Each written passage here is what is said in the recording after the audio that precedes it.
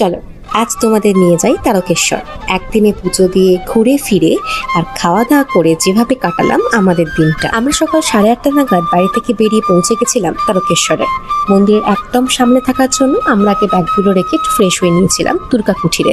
খুব সাধারণ একটা জায়গা, মন্দিরের একদম সামনে হওয়াটাই ছিল এখানকার সব থেকে বড় সুবিধা।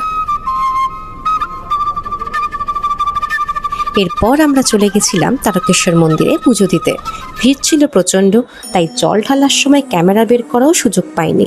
তবে একটা মজার ঘটনা যেটা ঘটলো সেটা সবাই এত তাড়াহুড়ো করে জল ঢালছিল যে কে কোথায় জল ঢালছে বোঝাই যাচ্ছিল না। আর শেষমেশ ঠাকুরকে জল দিতে গিয়ে উল্টে আমার মাথাতেই জল ঢেলে দিয়েছিল। তারা নিজেরাও বুঝতে পারেনি আর অজান্তেই ঘটনাটা ঘটে। যাই হোক, পুজো দিয়ে বেরিয়ে চলে গেছিলাম বহু পুরনো একটা দোকানে, উমা মিষ্টান্ন ভাণ্ডার। এখানে কচুরি তরকারি খাওয়া দাওয়া হয়েছিল।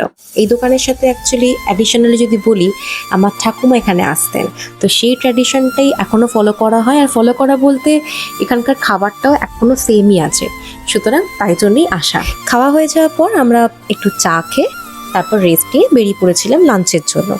এবার গন্তব্য হোটেল লাবণ্য। এখানে এসি এবং নন এসি দুই ধরনেরই বসার ব্যবস্থা আছে। আমরা এসিতেই লাঞ্চ করেছিলাম, থালিটাও বেশ ভালো ছিল। সব মিলিয়ে খাবার বেশ ভালোই লেগেছিল। আর সবশেষে যদি খাবারের পর একটা মিষ্টি পান পাওয়া যায়, নিশ্চয়ই সেটা মন্দ নয়। এটা ছিল আমাদের একদিনে তারকেশ্বর ট্রিপ। মূল উদ্দেশ্য ছিল বাবার কাছে গিয়ে পুজো দেওয়া আর তার সাথে একটু ঘোরাঘুরি আর খাওয়া দাওয়া। একদিনের জন্য গেলে আমাদের এই ছোট্ট এক্সপিরিয়েন্সটা হয়তো আপনাদের কাজে লাগতে পারে।